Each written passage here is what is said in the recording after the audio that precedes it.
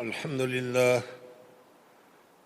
لله نحمده ونستعينه ونستغفره ونعوذ بالله من شرور أنفسنا ومن سيئات أعمالنا من يهد الله فلا مضل له ومن يضلل فلا هادي له ونشهد أن لا إله إلا الله وحده لا شريك له ونشهد أن محمدًا عبده ورسوله أرسله بالحق بشيرا ونذيرا من يطع الله ورسوله فقد رشد ومن يعصهما فإنه لا يضر إلا نفسه ولا يضر الله شيئا أما بعد.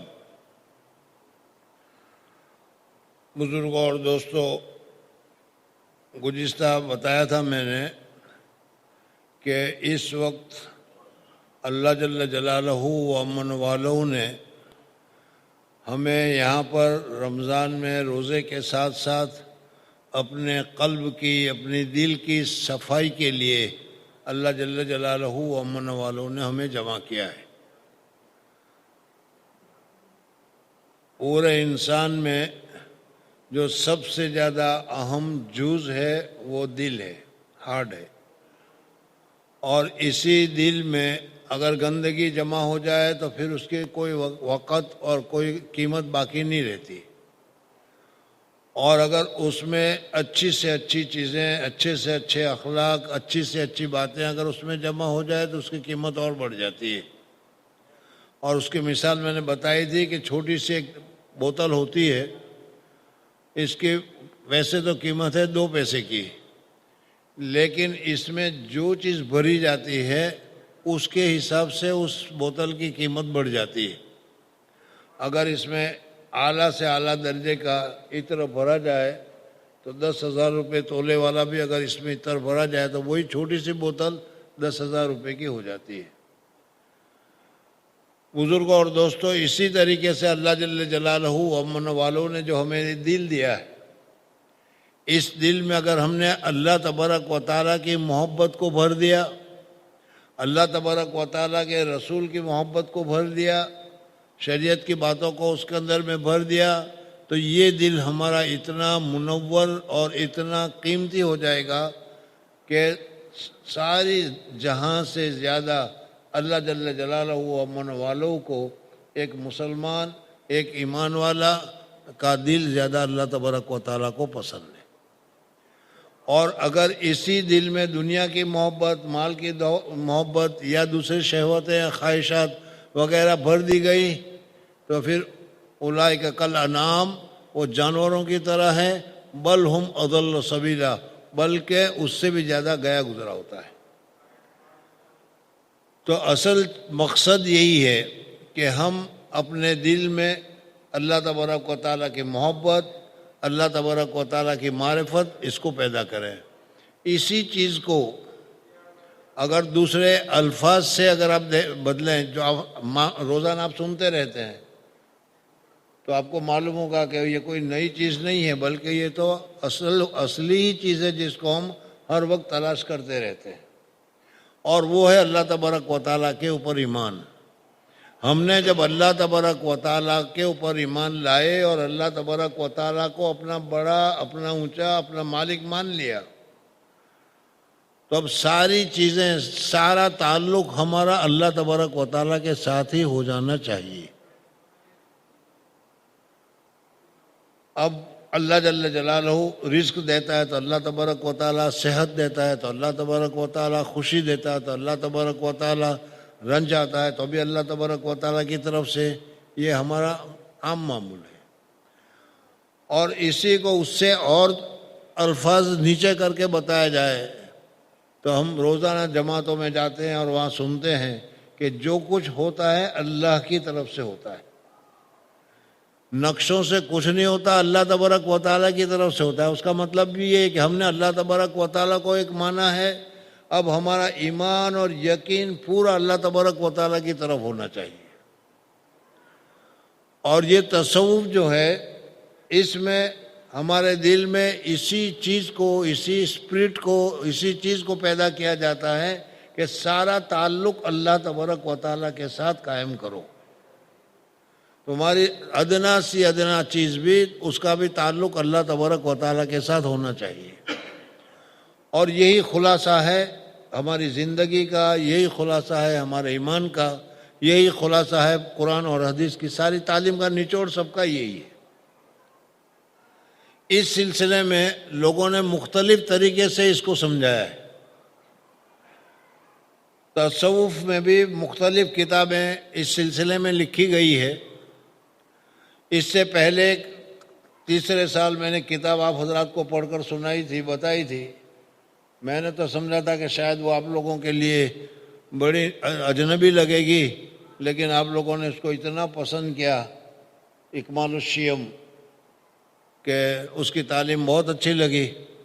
اسی طریقے سے ایک بڑی اہم کتاب ہے اور اس کتاب کا نام ہے مثنوی مولانا روم. نام اگر سنا ہو تو مثنوی مولانا روم. یہ مولانا روم رحمۃ اللہ تعالی علیہ نے ہزاروں اشعار میں اللہ تبارک و تعالیٰ کے طرف سے الہامی طور پر تصوف کے سارے مسائل کو ایک جگہ پر جمع کیا ہے اور اس کتاب کا نام رکھا ہے مثنوی مولانا روم رحمۃ اللہ تعالیٰ علیہ. اس میں جو مسائل ابھی آپ کے سامنے آئیں گے تو آپ کو معلوم ہوگا کہ بہت بڑے بڑے مسائل کو آسانی کے ساتھ چھوٹے چھوٹے مثالوں کے ذریعے سے، واقعات کے ذریعے سے انہوں نے اس کو ذکر کیا ہے. بہت ساری چیزیں ایسی ہوتی ہیں کہ اس کو قصے کہانی کے طور پر اگر ذکر کیا جائے تو آدمی کو دماغ میں بہت جلدی بیٹھ جاتا ہے. مولانا روم رحمۃ اللہ تعالیٰ علیہ نے ان اشعار میں قصے کہانیوں کے ذریعے سے ہی تصوف کے بڑے سے بڑے مسئلے کو تمہارے سامنے ذکر کیا ہے. اس وجہ سے یہ کتاب تصوف کی بہت ہی اونچی کتاب سمجھی جاتی ہے. اور حضرت حاجی امداد اللہ مہاجر مکی رحمۃ اللہ تعالیٰ علیہ کے یہاں ان کو پڑھایا بھی جاتا تھا اور تقریر میں بھی بتایا جاتا تھا. حضرت اقدس تھانوی رحمۃ اللہ تعالیٰ علیہ نے اس کا اردو میں ترجمہ بھی کیا ہے اصل میں فارسی میں، لیکن اس کا اردو میں ترجمہ بھی کیا ہے کلید مثنوی کے نام سے. اور ان کے علاوہ پھر بھی صرف قصے اور کہانیوں کو ساتھ میں رکھ کر مختصر طور پر بتایا گیا ہے معارف مثنوی نامی مولانا اختر صاحب کی کتاب میں، جو آج آپ کے سامنے میں پیش کر رہا ہوں. امید ہے کہ اس کو غور سے آپ سنیں گے تو ان کو پسند بھی بہت زیادہ آئے گی. مولانا روم رحمۃ اللہ تعالیٰ علیہ نے یہ جو کتاب لکھی ہے مثنوی مولانا روم، ہے فارسی میں، لیکن اس کو انہوں نے ذکر کیا ہے. مولانا رومی ارشاد فرماتے ہیں کہ لومڑی کی ایک بزدلی اور ضرب المثل ہے. لومڑی جو ہے، جس کو گجراتی میں شیاڑ کہتے ہیں، وہ بزدل جانور ہے، ڈرپوک جانور ہے، وہ کچھ نہیں کر سکتا. لیکن اگر اس بزدل جانور کو شیر کا ساتھ مل جائے اور شیر اسے اس پر ہاتھ رکھ دے اور کہے گھبرا مت، میں تیرے ساتھ ہوں اور تم یہ کام کرو، یہ کام کرو، یہ کام کرو، یہ کام کرو، تو وہ بزدل سے بزدل بھی اپنے اندر ایک طاقت محسوس کرے گا اور طاقت محسوس کر کے کام کو، وہ جو کام کرانا چاہے وہ کام کرانا آسان ہو جائے گا. مولانا رومی ارشاد فرماتے ہیں کہ لومڑی کی بزدلی ضرب المثل ہے، لیکن جس لومڑی کے کمر پر شیر کا ہاتھ ہو، گھبرانا مت، میں تیرے ساتھ ہوں، تو باوجود ضعیف الہمت ہونے کے اس پشت پناہی کے فیض سے اس قدر باہمت ہو جائے گی کہ چیتوں کے کلہ کا ایک گھونسے سے توڑ ڈالے گی اور شیر پر نظر ہونے کے سبب چیتوں سے بھی ہرگز خائف نہ ہوگی. اب جب اس لومڑی کو شیر نے کہہ دیا کہ میرا ساتھ ہے، تم فکر مت کرو، تب اس کے سامنے اگر چیتے بھی آ جائیں گے تو یہ لومڑی اس چیتے کو بھی مار گئی، اس کو ہمت ہو جائے گی کہ میرے ساتھ تو شیر ہے۔ یہی حال اللہ جل جلالہ و من والوں کے خاص بندوں کا ہوتا ہے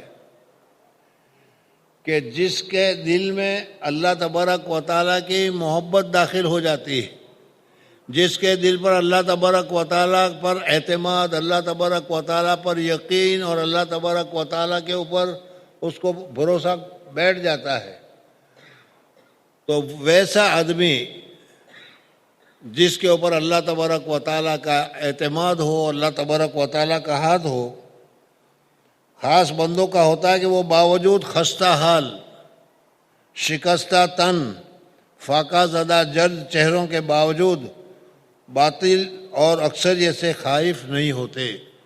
ایسے اللہ والے لوگ جو ہوتے ہیں، بدن میں زیادہ طاقت نہیں ہے، دبلے پتلے ہیں، وہ چہرے کے اوپر سرخی اور لالی بھی نہیں ہے، سوکھا چہرہ ہے، لیکن دل میں اللہ تبارک و تعالیٰ کے ساتھ تعلق کی وجہ سے اللہ کا پورا اعتماد، اللہ کے اوپر پورا بھروسہ ہے۔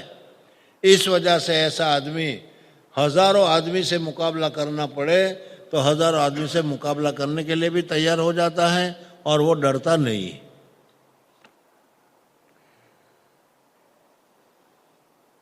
یعنی عقلاً، ورنہ تبھی خوف کاملین کو بھی ہوتا ہے۔ ایک صاحب بزرگ اسی کو فرماتے ہیں کہ رخے زرری مگر کے پائے آستین دارم، چیمی دانی کے در باطن چے شاہ ہم نشی دارم۔ اے لوگوں، میرے زرد چہرے کو مت دیکھو، کیونکہ میں لوہے کے پیر رکھتا ہوں۔ تم کو کیا خبر کہ میں اپنے باطن یعنی قلب میں شہنشاہ حقیقی سے تعلق رکھتا ہوں۔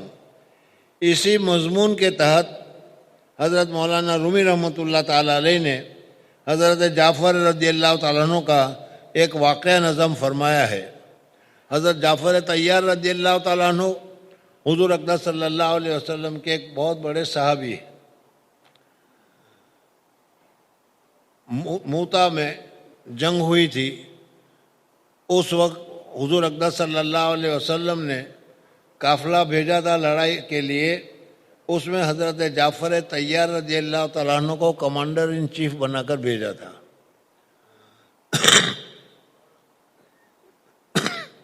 اور حضور اقدس صلی اللہ علیہ وسلم نے کہا کہ حضرت جعفر رضی اللہ تعالیٰ عنہ کی شہادت ہو جائے تو حضرت حارثہ، حضرت زید وغیرہ 3 صحابی کا نام لے کر بتایا تھا کہ اس کے بعد یہ، اس کے بعد یہ، اس کے بعد یہ۔ غزوہ موتا میں وہ جنگ ہوئی، حضرت جعفر طیار رضی اللہ تعالیٰ عنہ، ان کا لقب پڑ گیا تھا طیار۔ طیار کے معنی تھے اڑنے والے کے۔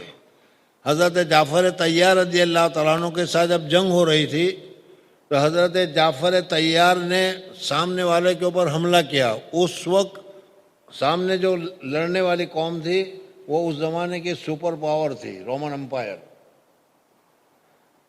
حضرت جعفر طیار رضی اللہ تعالیٰ عنہ کو ان کے ہاتھ میں جھنڈا تھا، تو دانے ہاتھ کے اوپر انہوں نے تلوار ماری، جس کی وجہ سے ہاتھ کٹ گیا، جھنڈا گرنے لگا۔ انہوں نے اس جھنڈے کو بائیں ہاتھ میں لے لیا، بائیں ہاتھ میں لے لیا تو دوسرا بار ان کے بائیں ہاتھ پر پڑا، تو اس جھنڈا اب تو دونوں ہاتھ تو کٹ گئے۔ تو اس وقت انہوں نے اس جھنڈے کو اپنے گردن اور دل اس کے ساتھ اس طریقے سے یہاں رکھ کر جھنڈے کو اونچا رکھا اور گرنے نہیں دیا۔ بہرحال پھر بعد میں حضرت جعفر طیار رضی اللہ تعالیٰ عنہ کا شہادت ہو گئی۔ اس وجہ سے پھر حضرت دوسرے جو صحابی تھے ان دوسرے صحابی کے پاس وہ جھنڈا پہنچ گیا۔ لیکن اتنی ہمت سے انہوں نے جو جنگ کیا تھا اس کے متعلق یہاں پر ذکر کر رہے ہیں کہ حضرت جعفر رضی اللہ تعالیٰ عنہ کا ایک واقعہ نظم فرمایا ہے کہ ایک بار حضرت جعفر رضی اللہ تعالیٰ عنہ ایک قلعہ کو فتح کرنے کے لیے تنہا اس قوت سے حملہ آور ہوئے کہ معلوم ہوتا تھا کہ گویا وہ قلعہ ان کے گھوڑے کی ٹالوں کے روبرو ایک کھونٹ کے برابر ہے۔ یہاں تک کہ قلعہ والوں نے خوف سے قلعہ کا دروازہ بند کر دیا اور کسی کی تاب نہ ہوئی کہ مقابلہ کے لیے ان کے سامنے آوے۔ جو بادشاہ تھا اس بادشاہ نے وزیر سے مشورہ کیا کہ اس وقت کیا تدبیر کرنی چاہیے۔ وزیر نے کہا کہ تدبیر صرف یہی ہے کہ آپ جنگ کے تمام منصوبوں اور ارادوں کو ختم کر کے اس باہمت شخص کے سامنے شمشیر اور کفن لے کر حاضر ہو جائے۔ حضرت جعفر نے بہت زوردار حملہ کیا تو وہ بادشاہ جس کے اوپر حملہ کیا تھا وہ اور اس کے سارا لشکر سب کے سب ڈر گئے۔ اب بادشاہ نے وزیر سے مشورہ کیا کہ اس وقت میں کیا کرنا چاہیے، تو وزیر سمجھدار تھا تو اس نے کہا کہ اس وقت کچھ نہیں کرنا چاہیے، بلکہ حضرت جعفر طیار رضی اللہ تعالیٰ عنہ کے سامنے ہمیں اپنے سارے ہتھیار ڈال دینے چاہیے اور حضرت جعفر طیار رضی اللہ تعالیٰ عنہ کا کیا ہے مقابلہ نہیں کرنا چاہیے۔ بادشاہ نے کہا کہ ہمارے پاس اتنا لشکر، اتنی چیزیں، اتنا ہتھیار، یہ ساری چیزیں ہیں اور یہ تو صرف ایک ہی آدمی ہے جعفر طیار، اس ایک آدمی کے سامنے پورے لشکر کو کیا جھکا دینا، یہ تو ہماری بڑی بدنامی ہوگی۔ اس وجہ سے انہوں نے کہا، بادشاہ نے کہا کہ آخر وہ تنہا ایک شخص ہی تو ہے، پھر ایسی رائے مجھے کیوں دی جاتی ہے؟ وزیر نے کہا کہ آپ اس شخص کی تنہائی کو بے وقتی کی نگاہ سے نہ دیکھیے، ذرا آنکھیں کھولیے اور قلعہ کو دیکھیے کہ پارا کی طرح لرزاں ہے، اور اہل قلعہ کو دیکھیے کہ بھیڑوں کی طرح گردنیں نیچی کیے ہوئے کیسے ڈرے ہوئے ہیں۔ یہ شخص اگرچہ تنہا ہے لیکن اس کے سینے میں جو دل ہے وہ عام انسانوں جیسا نہیں ہے۔ اس کی عالی ہمتی دیکھیے کہ اتنی بڑی مسلح اکثریت کے سامنے تنہا شمشیر برہنہ لیے کس ثابت قدمی کے ساتھ اور فاتحانہ انداز سے اعلان جنگ کر رہا ہے۔ ایسا معلوم ہوتا ہے کہ مشرق اور مغرب کی تمام فوجیں اس کے ساتھ ہیں۔ وہ تنہا بمنزلہ لاکھوں انسانوں کے ہیں۔ کیا آپ نہیں دیکھتے کہ قلعے کے جو سپاہی بھی اس کے مقابلے کے بھیجا جاتا ہے وہ اس کے گھوڑے کی ٹاپ کے نیچے پڑا نظر آتا ہے؟ جب میں نے عظیم الشان انفرادیت دیکھ لی تو پھر بادشاہ آپ کو اس کی اکثریت سے کچھ بھی نہ بن پڑے گا۔ وزیر اس کو بادشاہ کو کہہ رہا ہے، آپ دیکھتے ہی نہیں کہ وہ اکیلے کتنی ہمت کے ساتھ لڑ رہے ہیں، ہمارا لشکر کا جو بھی آدمی اس کے سامنے جاتا ہے وہ فوراً ان کے گھوڑے کے ٹاپ کے نیچے آ جاتا ہے۔ اس وجہ سے میں نے یہ مشورہ دیا ہے کہ اس آدمی اگر ہے اکیلا وہ، لیکن اس کے مقابلے کے لیے نہیں آنا چاہیے۔ آپ کثرت عادات کا اعتبار نہ کریں، اصل چیز جمعیت القلب ہے، دل کا مضبوط ہونا ہے، اور یہ قوت اس شخص کے قلب میں بے پناہ ہے، اور یہ نعمت بعدہ مجاہدات حصول تعلق من اللہ کی برکت سے عطا ہوتی ہے۔ مولانا مسئلہ فرماتے ہیں کہ یہ تو معلوم ہو گیا کہ جب تک تمہارے دل میں اللہ جل جلالہ و من والہ پر پورا اعتماد نہ بیٹھ جائے وہاں تک کچھ نہیں ہوتا، اور جب تمہارا تعلق اللہ تبارک و تعالیٰ کے ساتھ بیٹھ گیا، تمہارے دل میں اللہ کے اوپر پورا بھروسہ آ گیا، اللہ تبارک و تعالیٰ کے ساتھ پوری نسبت تمہاری قائم ہو گئی، تب تم اکیلے نہیں بلکہ تمہارے ساتھ اللہ ہو گیا، اور جب جس کے ساتھ اللہ ہو جاتا ہے اس کے مقابلے میں کوئی کچھ نہیں ہوتا۔ تو مولانا فرماتے ہیں کہ ایسا دل کا تعلق پیدا کرنے کے لیے خود بخود نہیں ہو جاتا یہ، بلکہ اس کے لیے مجاہدہ کرنا پڑتا ہے، کوشش کرنی پڑتی ہے، محنت کرنی پڑتی ہے اللہ تبارک و تعالیٰ کے اوپر بھروسہ کو پیدا کرنے کے لیے۔ لہذا تعلق مع اللہ کی برکت سے عطا ہوتی ہے، اور اس عطا حق کو تم اس حالت کفر میں ہرگز حاصل نہیں کر سکتے۔ لہذا فی الحال تمہارے لیے اس کے سوا کوئی چارہ نہیں ہے کہ اس جان باز مرد مومن کے سامنے ہتھیار ڈال دو اور قلعے کا دروازہ کھول دو، کیونکہ یہ اکثریت بالکل بیکار ہے۔ آگے مولانا روم نے بعض اقلیت کے سامنے اکثریت کے تعطل اور ضعف کو چند مثالوں سے سمجھایا ہے۔ آگے پھر ان سمجھاتے ہیں کہ ایک تو ہوتی ہے اقلیت اور ایک ہوتی ہے اکثریت۔ آج سب جگہ اسی اقلیت اور اکثریت کا ہوتا ہے، لیکن مولانا فرماتے ہیں کہ اقلیت اور اکثریت وغیرہ کچھ کام نہیں آتی، اصل تو تمہارا جوڑ ہے، تعلق ہے، وہ اللہ تبارک و تعالیٰ کے ساتھ کیسا ہے اس کے اوپر دار و مدار ہے۔ اگر اللہ تعالیٰ کے اوپر پورا اعتماد ہے تو اکثریت میں ہزاروں آدمی تمہارے سامنے کیوں نہ ہو، تمہیں کچھ نقصان نہیں پہنچا سکیں گے۔ غزوہ بدر کے موقع پر حضور اقدس صلی اللہ علیہ وسلم کے ساتھ چند آدمی تھے، 313 آدمی تھے، اور سامنے 1000 سے زیادہ ابو جہل اور اس کا لشکر تھا، اور ان کے پاس لڑنے کے بھی سارے سامان موجود تھے، لیکن اللہ جل جلالہ و امن والوں نے کامیابی جو عطا فرمائی وہ اقلیت والوں کو عطا فرمائی۔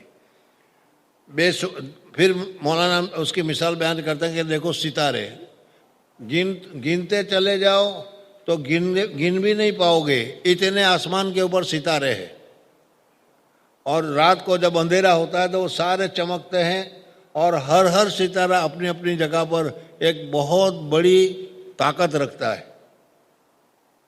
لیکن ایک سورج کا کرن جب نکل آتی ہے تو سارے ستارے کیا ہے چھپ جاتے ہیں، اور ایک ستارہ بھی دکھائی نہیں دیتا۔ تو مولانا روم فرماتے ہیں بے شمار ستارے روشن ہوتے ہیں، لیکن ایک سورج عالم تاب کا ظہور یعنی طلوع سب کو مان اور کل عدم کر دیتا ہے۔ دوسری مثال، اگر ہزاروں چوہے مل کر حملہ کرے ایک بلی پر، اور بلی بھی ضعیف ہے، کمزور ہے، تو کیا ہوتا ہے اس کو ذکر کر رہے ہیں۔ اگر ہزاروں چوہے اپنے اپنے بلوں سے نکل کر کسی لاغر اور نہایت درجہ بیمار بلی پر ایک وقت حملہ کر بیٹھے تو عقل کا تقاضا یہ ہے کہ اس کو فتح ہونی چاہیے، اس لیے کہ ادھر بلی تو ایک ہی ہے اور یہ تو ہزاروں چوہے ہیں۔ ایک دو چوہے اس کی گردن پکڑ لیں گے، دو چوہے اس کی آنکھوں نکال دیں گے، دو چوہے اس کے کان اپنے دانتوں سے چیر ڈالیں گے، اور ایک اس کے پہلو میں سوراخ کر کے اندر گھس جائے گا اور اندر جسم میں تمام اعضاء کو چبا ڈالے گا۔ یہ سب ہو سکتا ہے، لیکن ہم مشاہدہ میں یہ دیکھتے ہیں کہ اتنے سارے چوہے ہونے کے باوجود، اتنے سارے طاقت والے چوہے ہونے کے باوجود مشاہدہ اس کے خلاف ہے۔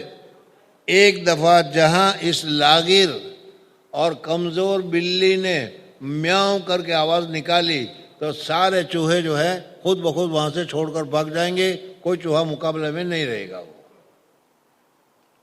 نہیں بلی نے میاؤں کیا، ان ہزاروں چوہوں کی اکثریت غلبہ ہیبت اور خوف سے ایک با ایک مفرور ہو جاتی ہے۔ اس میاؤں کو سنتے ہی ان کے کانوں میں اپنے مغلوبیت سابقہ کی خوفناک ضربیں گونج اٹھتی ہے، اور اس کے دانتوں اور پنجوں کی حرکات کا جابرانہ کا تصور ان کو راہ اختیار کرنے پر مجبور کر دیتا ہے۔ اس کی وجہ یہی ہے کہ چوہوں کے سینوں میں جو قلوب ہے اور بلی کے سینے میں جو دل ہے اس میں فرق ہے۔ بلی کے دل میں جو جمعیت اور ہمت ہے وہ چوہوں کے قلب میں نہیں۔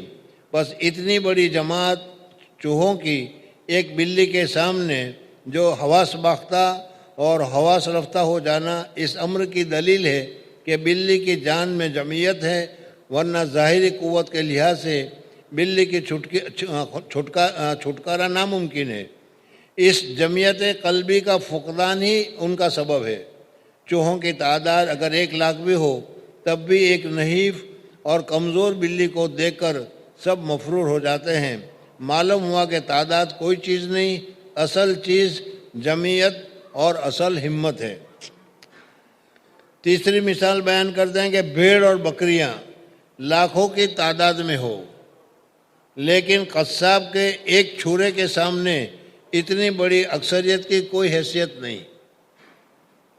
قصائی کے ہاتھ میں چھرا ہے، وہ کاٹنا شروع کر دے گا تو ایک کے بعد ایک کے بعد ایک کے بعد حضور اقدس صلی اللہ علیہ وسلم نے حجۃ الوداع کے موقع پر آپ کے ہاتھ میں چھرا تھا تو حضور اقدس صلی اللہ علیہ وسلم نے ایک کے بعد ایک 63 اونٹ کی قربانی کی۔ تو اسی طریقے سے ایک چھری سارے جانوروں کے لیے ختم کرنے والی بن جاتی ہے۔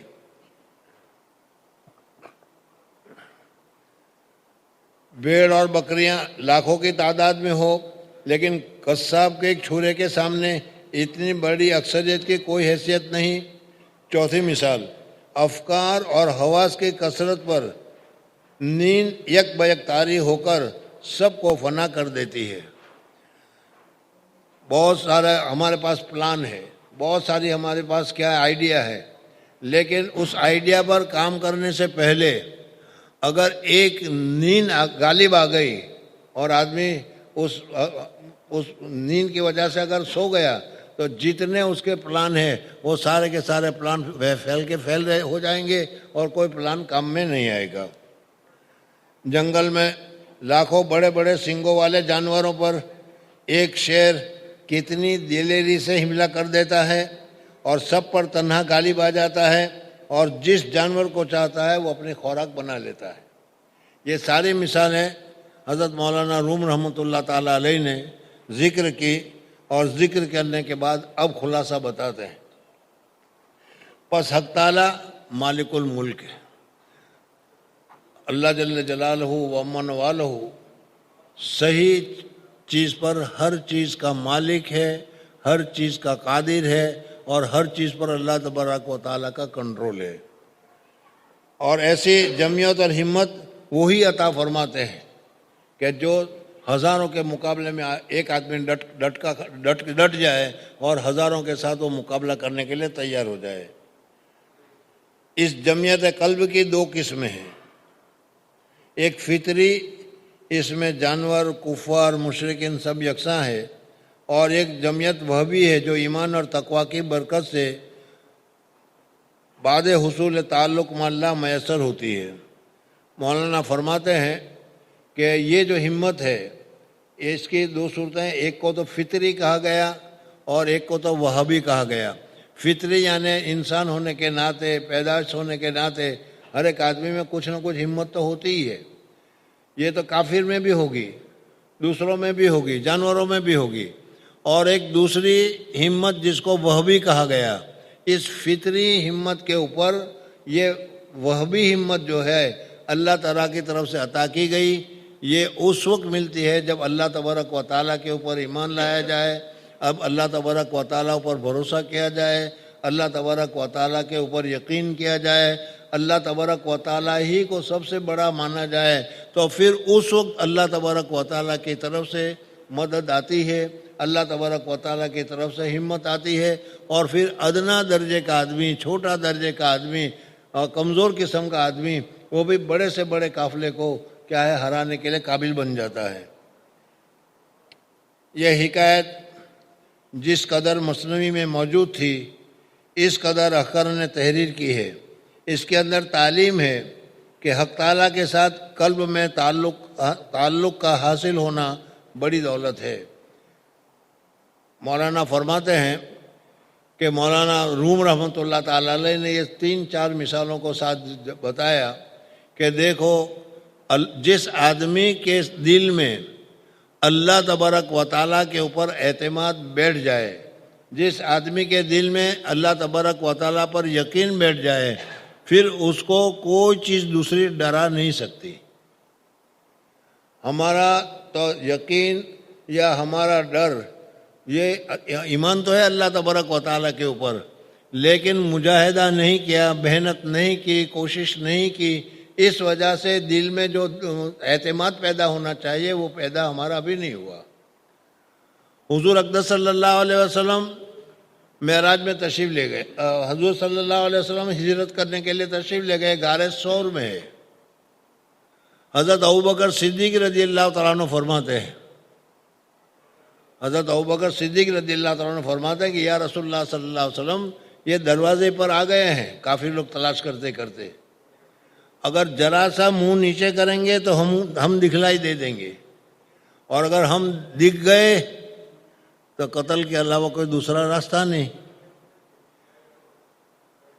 उस वक्त हुजूर अक़दस सल्लल्लाहु अलैहि वसल्लम का कल्ब मुबारक, जिसमें अल्लाह तबारक व तआला के साथ ताल्लुक़ था, जिसमें अल्लाह तबारक व तआला के साथ एतमाद था, जिसमें अल्लाह तबारक व तआला के ऊपर यकीन कामिल था, दो जुमले हज़रत अबू बकर सिद्दीक़ रज़ियल्लाहु तआला अन्हु को फरमाए, ला तहज़न इन्नल्लाह माना, गम मत करो, परेशान मत हो, اللہ ہمارے ساتھ ہے، اور جس کے ساتھ اللہ ہوتا ہے اللہ تبارک و تعالیٰ اس کو کامیاب فرماتے ہیں۔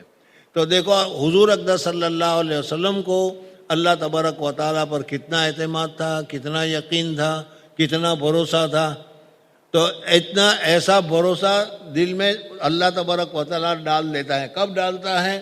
جب آدمی مجاہدہ کرے، محنت کرے، کوشش کرے، ایمان لائے، ایمان لانے کے بعد گناہوں سے بچے اور ذکر کر کے اپنے دل میں ایک طاقت پیدا کرے، تب اللہ تبارک و تعالیٰ کی طرف سے یہ اعتماد اور بھروسہ پیدا ہوتا ہے۔ اور اسی اعتماد اور بھروسہ پیدا کرنے کے لیے یہ ساری تحریک اسی بھروسہ کے لیے۔ تبلیغ کی جماعت میں جب حضرات جاتے ہیں اس میں بھی یہی بتایا جاتا ہے کہ نقشوں سے کچھ نہیں ہوتا، اللہ ہی سے ہوتا ہے، اللہ ہی کرتا ہے، اللہ ہی پر اعتماد کرو۔ وہاں پر بھی یہی کہا گیا۔ یہاں تصوف میں بھی یہی بتایا جاتا ہے کہ یہ چیزیں سب بیکار ہے، اس کے طرف چھوڑو، اللہ کے اوپر اعتماد کرو، اللہ کے اوپر بھروسہ کرو، اللہ جو چاہتے ہیں اس طریقے سے زندگی گزارو، تمہارے اندر اللہ تبارک و تعالیٰ کے ساتھ تعلق پیدا ہو جائے گا۔ حضور اقدس صلی اللہ علیہ وسلم نے صحابہ کرام رضوان اللہ تعالیٰ علیہم اجمعین کے دل میں بھی اسی بات کو پیدا کی کہ اللہ کے ساتھ تعلق جوڑو اور اللہ تبارک و تعالیٰ کے ساتھ تعلق رکھو۔ زبانی نہیں بلکہ یقینی طور پر حضور صلی اللہ علیہ وسلم نے بتایا کہ جو کچھ ہوتا ہے اللہ کی طرف سے ہوتا ہے، اور ہمیں ہر صورت میں اللہ کی طرف ہی نظر لگانی چاہیے۔ کوئی تلوار، کوئی ہتھیار، کوئی چیز اس کی طرف نظر لگانے کی ضرورت نہیں ہے۔ اگر ہماری تعلق، ہمارا جوڑ اور ہماری ہمت اگر اللہ تبارک و تعالیٰ کے ساتھ لگ گئی ہے، اللہ کے اوپر اعتماد ہے، تو پھر اللہ تبارک و تعالیٰ ہمیں کامیابی عطا فرمائے گا۔ تو بزرگوں اور دوستو، اصل چیز اللہ تبارک و تعالیٰ کے اوپر ایمان کی ہے، اور الحمدللہ ہم لوگ ایمان لائے ہوئے ہیں۔ لیکن ایمان صرف زبان سے لا الہ پڑھ لینا کافی نہیں، ایمان کی جو حقیقت ہے اس حقیقت کو اپنے دل میں اتارنی چاہیے کہ جو کچھ ہوتا ہے اللہ کی طرف سے ہوتا ہے۔ ہم اللہ کو مانتے ہیں، ماننے کا کیا مطلب؟ یعنی ساری طاقت اللہ کے ہاتھ میں ہے، ساری قدرت اللہ تبارک و تعالیٰ کے ہاتھ میں ہے، جو کچھ کرتا ہے اللہ تبارک و تعالیٰ کرتا ہے۔ تو یہ جب تک ہمارے دل میں نہیں بیٹھے گا وہاں تک اللہ تبارک و تعالیٰ کی نصرت اور اللہ تبارک و تعالیٰ کی مدد نہیں آئے گی۔ ہمیں کوشش کرنا چاہیے کہ زیادہ سے زیادہ اللہ تبارک و تعالیٰ کے اوپر ہم اعتماد کریں، اور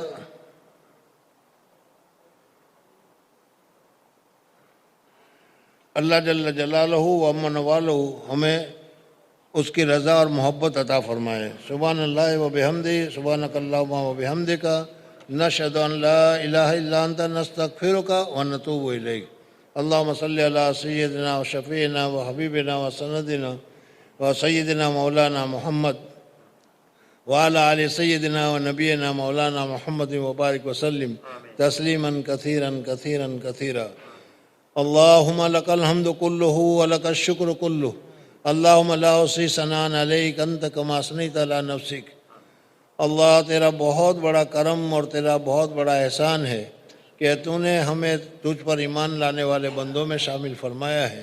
یا اللہ، سچا اور کامل ایمان ہمارے دل میں آ جائے، اس کی ہم کوشش کر رہے ہیں۔ یا اللہ تو ہماری نصرت فرما، مدد فرما، حفاظت فرما، اعانت فرما، اور ہماری کمزوریوں کو دور فرما، نفس اور شیطان کی تمام شرارتوں سے ہماری حفاظت فرما۔ یا اللہ سچا اور کامل ایمان ہمیں نصیب فرما۔ جس راستے پر تو نے تیرے حبیب پاک صلی اللہ علیہ وسلم نے ہمیں چلنے کے لیے کہا ہے، اسی راستے پر چلنے کی ہمیں سعادت اور توفیق نصیب فرما، اور جن راستے سے یا جن کاموں سے تیری ناراضگی ہوتی ہے ان کاموں سے بچنے کی ہمیں سعادت اور توفیق نصیب فرما۔ وصلی اللہ تعالی علی خیر خلقہ محمد وآلہ واصحابہ وبارک وسلم۔ سبحان ربک رب العزۃ عما یصفون وسلام علی المرسلین والحمد للہ رب العالمین برحمتک یا ارحم الراحمین۔